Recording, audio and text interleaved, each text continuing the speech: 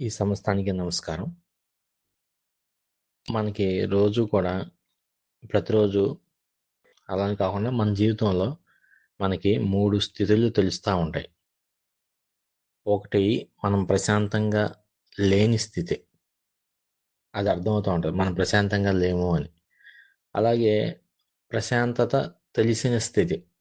ఒక స్థితిలో మనం ప్రశాంతంగానే ఉన్నాము ఒక టైంలో అని అనిపిస్తా ఉంటది. ఇంకో ఇంకొక స్థితి ఏంటంటే ప్రశాంతత వచ్చిన తర్వాత ఇక అట్లా నిలబడిపోద్ది. ఇంకా మనం ఎప్పుడు ఆ ప్రశాంతతలోనే ఉంటాం. ఇది చాలా కొద్ది మందికే జరుగుతాది ఆ స్థితి. అసలు మనకి ప్రశాంతత వచ్చింది ఎందుకు పోతుంది అంటే, ఇప్పుడు మనం ప్రశాంతంగా ఉన్నప్పుడు ప్రశాంతత పోగొట్టే ఆటిల్ని మన జీవితంలోకి తీసుకొస్తాం. అందుకే ఆ ప్రశాంతత అప్పుడు నూకుద్ది. ఫర్ ఎగ్జాంపుల్ మనకొక కారుంది. అయినా సరే పక్కింటి వాడికన్నా బెస్ట్ కార్ లేపోతే ఆడికన్నా కాస్ట్‌లీ కారు మనకు కావాలని మనసులో వచ్చిందనుకోండి, వెంటనే ప్రశాంతత పోద్ది. ఇప్పుడు మనం ఎవడో అడుగుతాడు కొంతమంది డబ్బులు. సడన్‌గా అప్పు అడిగినప్పుడు మనం కాదనలేక డెసిషన్ తీసుకోలేక సడన్‌గా ఇచ్చేస్తాం డబ్బులు ఆడికి. అప్పుడు నీ ప్రశాంతత పోద్ది. నువ్వు అన్‌కాన్షియస్‌గా కొన్ని పనులు చేస్తావు ఇలా. ఇంకోటి మనం పక్కన వాడికి సంబంధించిన దాన్ని మనం ఆశిస్తాం. వాడికి చెందాల్సిన దాన్ని కూడా మన స్వార్థం కోసం, మనం ఎక్కువ లాభాలు ఆర్జించడం కోసం వాడి దగ్గర తక్కువ తీసుకొని మనం ఎక్కువగా అమ్ముకుంటాం. అట్లాంటివి ఏదో చేస్తా ఉంటారు కొంతమంది. అప్పుడు ప్రశాంతత పోద్ది. అట్లా కొంతమంది ఎదుటి ఉన్న వ్యక్తి గురించి చెడుగా ఆలోచిస్తా ఉంటారు. ఆడి మీద చాడీలు చెప్పడం, ఈ వాడి గురించి ఏమన్నా బ్యాడ్‌గా చేయటం, ఇట్లా చేయటం మూలంగా అలా కూడా నీ ప్రశాంతత పోద్ది. సో, నిరంతరం ఇలాంటివి చేయకుండా నువ్వు అట్లాంటి ఆటిల్ని దూరంగా పెట్టావనుకో, అప్పుడు నీ ఆనందం గాని, నీ ప్రశాంతత గాని, నువ్వు ఆటిల్ని పట్టుకునే ఉంటే అలా నీతో ఉండిపోద్ది. ఇప్పుడు జనరల్‌గా ప్రశాంతతకి విలువ లేదు మన ఈ ప్రపంచంలో.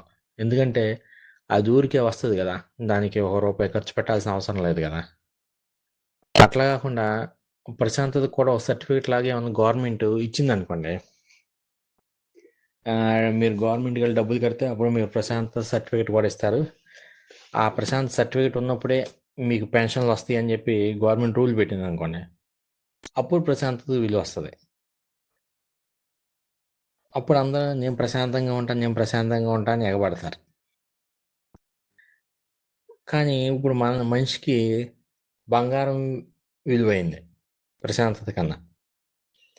ఇది దానికి ఇంపార్టెన్స్ ఇచ్చాం గదా! బంగారానికి. ఇప్పుడు ఇది ఎలా ఉంటదంటే మనం సినిమాలు చూస్తా ఉంటాం గదా! సినిమాలు చూస్తున్నప్పుడు సినిమాల ఎంట్రన్స్‌లో ఎలా ఉంటది మనకి హీరోయిన్ గాని, హీరో గాని ఇప్పుడు హీరోయిన్ వస్తుందనుకోండి ఫస్ట్ కాళ్ళు చూపిస్తారు. కింద పాదాలు. తర్వాత కొంచెం పైకెళ్ళిన నడుము చూపిస్తారు. నడుము చూపించి మళ్ళీ కెమెరాని చెవుల దగ్గరికి తీసుకెళ్ళి చెవు రింగులు ఊగుతున్నాయి అయి చూపిస్తారు. తర్వాత కళ్ళు చూపిస్తారు. కళ్ళు చూపించి మళ్ళీ తర్వాత నెక్స్ట్ షాట్‌లో వెనక ఆవిడ ఎనకన చూపిస్తారు. బ్యాక్ పార్ట్ అంతా. ఇలా చూపించి తర్వాత మొత్తం ఓవరాల్‌గా చూపించేటప్పుడు ఆవిడనేదో చీకట్లోనో ఒక ఆకారంలో కనపడేలాగా ఏదో చూపిస్తారు. ఇట్లా చూడడం మూలంగానే ఇట్లా చూపించడం మూలంగానే నీకు ఆ రియల్ లైఫ్ థ్రిల్‌గా ఉంటది. నువ్వు ఏమనుకుంటావంటే నా లైఫ్ కూడా అలాగే ఉంటదేమో అనుకుంటావు. ఇప్పుడు నిజానికి మనం ఎవరిని అట్లా చూడం. చూస్తే మొత్తం ఒకసారిగానే చూస్తా ఉంటాం అందరిని. ఇప్పుడు మనం హోటల్‌కెళ్తే మన ప్లేట్‌లో అన్నీ వండినయి తీసుకొచ్చి మన ప్లేట్‌లో పెడతారు కాబట్టి హోటల్‌కెళ్ళి భోంచేసినప్పుడు మనకి ఎక్సైటింగ్‌గా అనిపిస్తా ఉంటది. అదే ఇంట్లో మనం అన్నీ తెచ్చుకొని వండుకున్నప్పుడు అంత ఎక్సైట్‌మెంట్ ఏం రాదు. ఎందుకంటే వండిందా నువ్వే, పెట్టుకునేది నువ్వే కాబట్టి అంత ఎక్సైట్ అయిపోయి తినం. నిజంగా రియల్ లైఫ్‌కి చాలా తేడా ఉంది. అందుకే మనమంతా రియల్ లైఫే బావుంటదనిపిస్తది. అందుకే రీల్సే చూస్తా ఉంటాం ఎంతసేపు. రియల్ లైఫ్‌లో లగ్జరీ ఇప్పుడు మనం లగ్జరీ గురించి ఎప్పుడు వెంబడపడతా ఉంటాం. రియల్ లైఫ్ లగ్జరీ ఎలా ఉంటదంటే మనకి ఫర్ ఎగ్జాంపుల్ ఇప్పుడు బస్‌లో వస్తున్నాం అనుకోండి. బస్‌లో ఒక అబ్బాయి ఉన్నాడు. వాడి దగ్గర ఒక కీప్యాడ్ ఫోన్ ఉంది. జేబులో పెట్టుకున్నాడు. ఈలోపు రింగ్ అవుతుంది. చుట్టూ జనం ఉన్నారు. దాంట్లో అమ్మాయిలు ఉన్నారు, అబ్బాయిలు ఉన్నారు. ఇప్పుడు ఆడి కీప్యాడ్ ఫోన్ రింగ్ అవుతున్నా సరే ఆడి ఫోన్ లిఫ్ట్ చేయడు. ఎందుకంటే ఆడు యాపిల్ ఫోన్ ఉండటం లగ్జరీ అనుకుంటున్నాడు. కీప్యాడ్ ఫోన్ ఉండటం వల్ల ఆ చుట్టుపక్కల వాళ్ళ దృష్టిలో వాడు తక్కువ చేసి చూస్తారేమో అన్న అపోహలో ఆడు ఆ ఫోన్ ఎత్తడు. కానీ అలా కాకుండా వాడు ఏ ఫోన్ ఉన్నా సరే నేను మాట్లాడే మాట ఆ ఫోన్లో, నేను వాడే పదాలు, నేను మాట్లాడే విధానం అది లగ్జరీ అని ఫీల్ అయ్యాడు అనుకోండి. అప్పుడు ఆడు ఏ ఫోన్లో మాట్లాడినా ఆడు మాట్లాడే విధానం బట్టి చుట్టుపక్కల ఉన్న దృష్టిలో ఆడు తక్కువ ఎక్కువ అన్నది డిసైడ్ అయిపోద్ది. ఇప్పుడు చాలామందికి పొట్టొచ్చింది అంటారు. ఈ పొట్టొచ్చిందని కొంతమంది దగ్గరికి వెళ్ళగానే పొట్ట వెనక్కి లాక్కుంటారు. మన సినిమాల్లో కూడా చూస్తూనే ఉంటాం కదా. ఆడు పొట్ట తక్కువ ఉండటం లగ్జరీ అనుకుంటున్నాడు. అట్లా కాకుండా ఎంత పొట్ట ఉన్నా సరే తిన్నది అరిగి చూస్తానికి ఆరోగ్యంగా కనపడి అలా ఉంటే అదే నా లగ్జరీ. అసలు ఇది ఎంత ఉందో నాకు సంబంధం లేదు అనుకున్నాడు అనుకోండి. ఆడిని చూసి చాలామంది ఇంకా తినడానికి ఆప్యాయంగా కొంచెం పెడతారు, కొంచెం తిని బాబు అని. ఇప్పుడు ఇంట్లో మనకి బెడ్ ఉంటే బాగుంటుంది అనమాట. ఇప్పుడు 6/8 అంటారు, 10/12 అంటారు.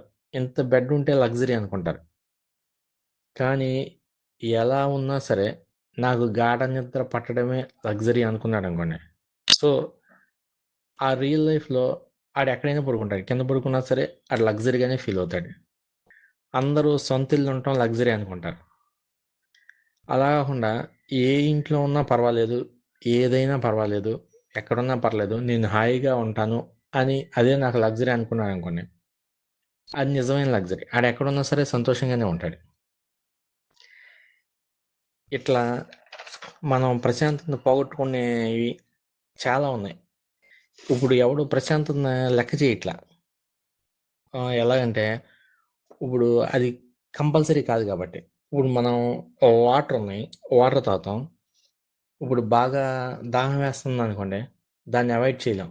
ఎదురుగుండా వాటర్ ఉంటే వాటర్ తాగుతాం. కానీ స్నానాన్ని అవాయిడ్ చేస్తాం. ఇప్పుడు అది కంపల్సరీ కాదు కదా. నువ్వు స్నానం చేసినా చేయకపోయినా దాన్ని సెంటు కట్టుకొని కొత్తగా ఉతికిన బట్టలు వేసుకున్నావు అంటే నువ్వు స్నానం చేసావని అంటారు అందరు. సో మంచినీళ్ళు తాగటం కంపల్సరీ, స్నానం చేయడం కంపల్సరీ కాదు, అవాయిడ్ చేస్తాడు. అట్లాగే మనం బంగారం, డబ్బులు ఇవన్నీ సంపాదించడం కంపల్సరీ అనుకుంటున్నావు, అందుకే ఆటల కోసం తిరుగుతున్నావు. ప్రశాంతత కంపల్సరీ కాదు కాబట్టి నువ్వు దాన్ని పోస్ట్ పోన్ చేస్తావు. చాలామంది అంటారు ఇప్పుడు ప్రశాంతత కాదులేరా, తర్వాత ఉన్న ప్రశాంతంగా 2 సంవత్సరాలు 3 సంవత్సరాల ముందు ఈ అప్పులు ఈ అమ్మాయిలన్నీ తీరిపోని అప్పుడు ప్రశాంతంగా ఉందాం అనుకుంటారు. ఇప్పుడు కాదులేరా సుఖపడేది, కొంచెం కష్టపడినా పర్వాలేదులే కానీ ఇబ్బంది పడినా తర్వాత సుఖపడదాంరా అనుకుంటారు.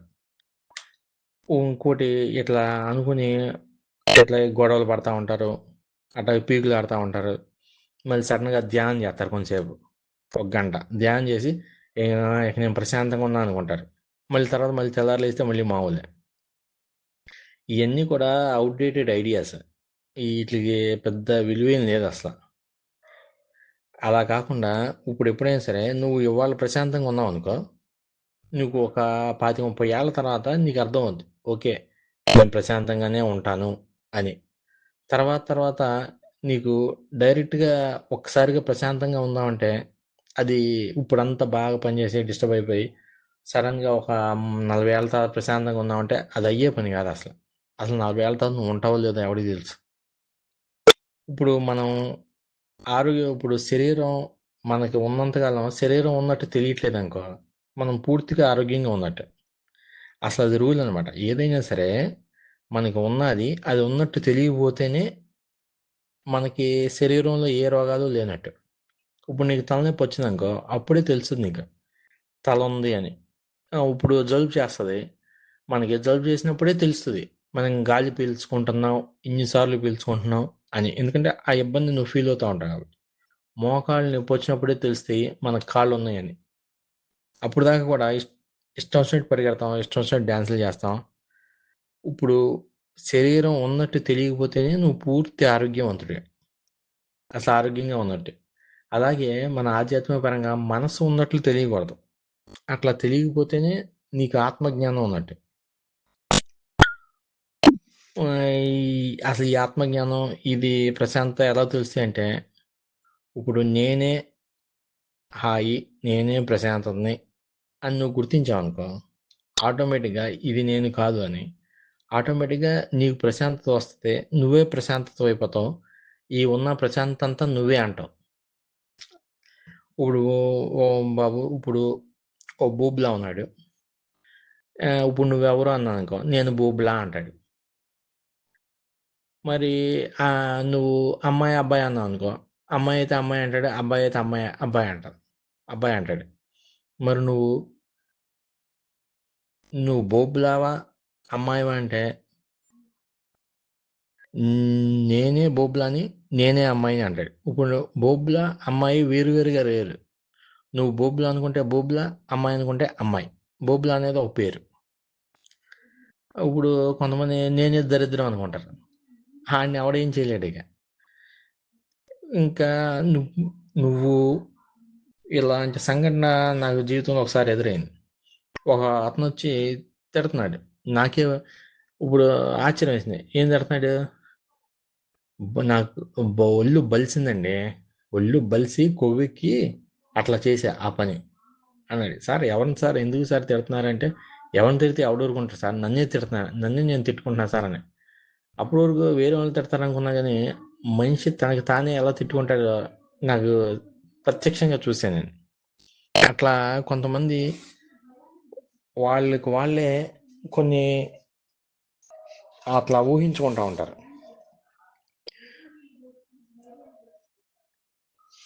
ఇప్పుడు నాకు ఉన్న పరిస్థితి ప్రకారం డబ్బులు అవసరం, కానీ ప్రశాంతత అన్నది చాలా విలువైంది. అసలు డబ్బుల కన్నా ఇప్పుడు నీకు డబ్బులు కావాలా, ప్రశాంతత కావాలా అంటే నేను ప్రశాంతత కావాలా అంట. ఇప్పుడు దీన్ని ఏమని చేస్తారు, మరి నీకు ప్రశాంతత కావాలన్నా కదా, మరి డబ్బులు ఎందుకు సంపాదిస్తున్నావు అని నాతో వితండవాదం చేస్తాకి దిగుతారు. ఇప్పుడు నేను డబ్బులు లేకపోతే అడుక్కు తిని బతుకుతా. ఎందుకంటే మనిషికి చిట్ట చివరి మెట్టు ఏదిరా అంటే అడుగుతుంటే, అంతకన్నా దిగజారిపోవడానికి ఏం లేదు అసలు అక్కడ. సో నేను ముందే చెప్తున్నా, నేను డబ్బులు లేకపోతే అడుగు తినే బతుకుతా కానీ ప్రశాంతను పోగొట్టుకోను. ఇప్పుడు నాకు సిగ్గు లేదు, లజ్జ లేదు, పరువు లేదు, ప్రతిష్ట లేదు, మానం లేదు, మర్యాద లేదు. సో ఇప్పుడు మీరు ఏమనుకుంటారో, నా గురించి ఏమనుకున్నా నాకేం ఇబ్బంది లేదు. నాకు మాత్రం విచక్షణ మాత్రం ఉంది. ఇప్పుడు నేను అడుగు తింటున్నాను అనుకోండి, ఎవరికి పరువు పోద్ది? మా ఇంట్లో వాళ్ళకి పరువు పోద్దని వాళ్ళు ఫీల్ అవుతారు. నా తోటి స్నేహితులు, నాతో పాటు పనిచేసేవాళ్ళు, ఈడు మన పరువు తీస్తున్నాడు, మనతో పాటు పనిచేసాడు అనుకుంటారు. అలాగే వాళ్ళు కూడా ఆ పక్క సందులోకి అడుగురారా, మనం కూడా కలిసి తినేద్దాం అని చెప్పి అన్నారనుకోండి, ఇక వాళ్ళకి కూడా ప్రశాంతత పోదు, వాళ్ళు కూడా హ్యాపీగా ఎంజాయ్ చేస్తారు నాతో పాటు. ఇప్పుడు నేను మాట్లాడిన మాటలనేవి సీరియస్గా తీసుకోవద్దు, నన్ను అసలు సీరియస్గా అసలే తీసుకోవద్దు. కాకపోతే నేను చెప్పిన దాంట్లో ఒక్కటి వినండి, మిగతా అంతా హాయిగా సరదాగా వినండి. ఇప్పుడు మనం మొత్తం వినాల్సిన అవసరం లేదు. ఇప్పుడు మనకి ఎదురుగుండా ఉన్నదంతా మొత్తం ఒకసారి తినాల్సిన అవసరం లేదు కదా. అట్లా ఇప్పుడు మనం గురువు గారు ఉంటారు, గురువులు మంత్రం ఇస్తారు కొంతమందికి. ఇప్పుడు మా మదర్కి మీద మంత్రం ఇచ్చామంటారు. మా మదరు ఏదైనా ఎవరు వచ్చినా సరే, తనకి ఏది జరిగినా సరే, మనం ఏది చెప్పినా సరే, వెంటనే ఆ మంత్రం ఇచ్చిన ఆ పదం ఏదో అది వాడుతూ ఉంటుంది. అదే తారక మంత్రం ఇక ఆవిడికి. దాన్ని ఎందుకు ఇస్తారు వీళ్ళకి? ఏ కష్టం వచ్చినా, ఏ సుఖం వచ్చినా, ఏ సంతోషం వచ్చినా, ఏ ఇబ్బంది వచ్చినా సరే, నీలో ప్రశాంతత పోకుండా అన్నీ ఆయనే చేస్తాడని అనుకోవడం కోసం ఆ మంత్రం ఇస్తారు. సో ఏది జరిగినా సరే, ఎవరైనా మెచ్చుకున్నా అదే అనుకుంటుంది, ఎవరైనా బాధ వచ్చినా అదే అనుకుంటుంది, జ్వరం వచ్చినా అదే అనుకుంటుంది, ఎవరైనా తిట్టినా అదే అనుకుంటుంది, ఎవరైనా మెచ్చుకున్నా అదే అనుకుంటుంది. సో ఏది వచ్చినా సరే, తనకి ద్వేషం, చింత, బాధ ఏది కలిగినా సరే, ఇది పోకూడదు కాబట్టి ప్రశాంతత, ఆనందం, ఆ పదం వాడుకోమని అప్పుడు ఎవరో చెప్పారు గురువులు. ఇప్పుడు నేనేంటి, నా వరకు నేను ఏదైనా సరే, సంఘటనలైనా సందర్భాలైనా మర్చిపోవడం నా జన్మ హక్కు కింద ఫీల్ అవుతా. అందరూ బార్బర్ షాప్లో జుట్టు కట్ చేయించుకుంటారు. నేను నా ఆలోచనలు కట్ చేయించుకుంటా. అందుకే ఎప్పుడు గుండ్లోనే ఉంటా. ఇప్పుడు అసలు జనరల్గా చాలామంది ఆలోచనలు ఎలా సార్ ఆపటం అంటారు. మనకి ఆలోచన రాకుండా ఉండాలంటే ఒకటి, మనుషుల మొహాలు ఇంకా చూడకూడదు అసలు.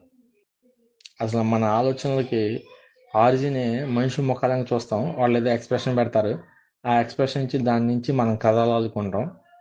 ఆ కథతో ఇక ఆలోచనలు ఆగవు. అందుకే అయితే ఆకాశం వెంక చూడు, లేకపోతే పైన చెట్ల వెంక చూడు, లేకపోతే కొండల వెంక చూడు, లేకపోతే కింద నీ ఎదురుగుండా ఉన్న నేల వెంక చూడు, కథలను వస్తువులు వెంక చూడు. ఇంకా లేదనుకో నీ అరచేతి వెంక చూడు. ఇప్పుడు మన అరచేతిని చూసిన తర్వాత మనం ఎప్పుడు కంపేర్ చేయం, మన అరచేతి బాగుందా, అందంగా ఉందా లేదా అని. కానీ ఎప్పుడైనా సరే ఎవరైనా మొహం చూడంగానే కంపేర్ చేస్తాం, అందంగా ఉందా లేదా అని. నా సలహా ఏంటంటే, ఇప్పుడు ఒక్కోసారి చాలామంది కళ్ళలో కళ్ళు పెట్టి చూసి మాట్లాడండి, ఎదుటివాడి మొహం చూసి మాట్లాడండి అంటారు. అట్లా అలాంటి అవాయిడ్ చేయని సందర్భాల్లో సార్ నేను కొంచెం కళ్ళు మూసుకొని మాట్లాడతాను, మీకేం అభ్యంతరం లేకపోతే అంటే ఎవరేమన్నారు, కళ్ళు మూసుకొని నువ్వు చెప్పాలనుకున్న విషయాలు చెప్పొచ్చు. ఇది అసలు మనకి అసలైన సంపదలు ఏంటి అంటే ప్రశాంతత, ఆనందం, గాఢ నిద్ర, నిశ్చలత, స్థిరంగా ఉండటం, ఎంతో ఓపికగా ఉండటం. ఓపిక మించిన సంపద ఎవరికి ఉంటుంది? మనం ఏది పని చేసినా సరే ఆశించకపోవడం ఏమి, నిరంతరం మనతో మనం సామరస్యంగా ఉండటం, పక్కవారితో సామరస్యంగా ఉండటం, నీ పనితో నువ్వు సామరస్యంగా ఉండటం, నువ్వు కూర్చున్న కుర్చీతో సామరస్యంగా ఉండటం. అంటే దాన్ని ఎటు పడితే అటు పారేసి ఎట్లా పడితే అట్లా కూర్చోకుండా ఏదో ఇప్పుడు స్పష్టతలో ఉండటం. ఇప్పుడు కళ్ళతో చూసేదానికి కళ్ళు కనపడకపోతే కళ్ళజోడు పెట్టుకుంటాం, కళ్ళజోడు పెట్టుకున్నా మసగ్గా కనపడవచ్చు, కానీ మనసులో మాత్రం నీకు ఆ పని పట్ల విషయం పట్ల చాలా స్పష్టమైన అవగాహన ఉంటే నీ వయసుతో సంబంధం లేదు, నువ్వు ఎక్కడున్నా సరే ప్రశాంతంగా ఉంటావు, ప్రశాంతతే నువ్వు అయిపోతావు. ఇది నేను ఈరోజు చెప్పాలనుకున్నది. మీరు అంతా విన్నందుకు, మీ ఓపికకు నేను ఇక్కడి నుంచి నా శిరస్సు వంచి నమస్కారం చేస్తున్నాను.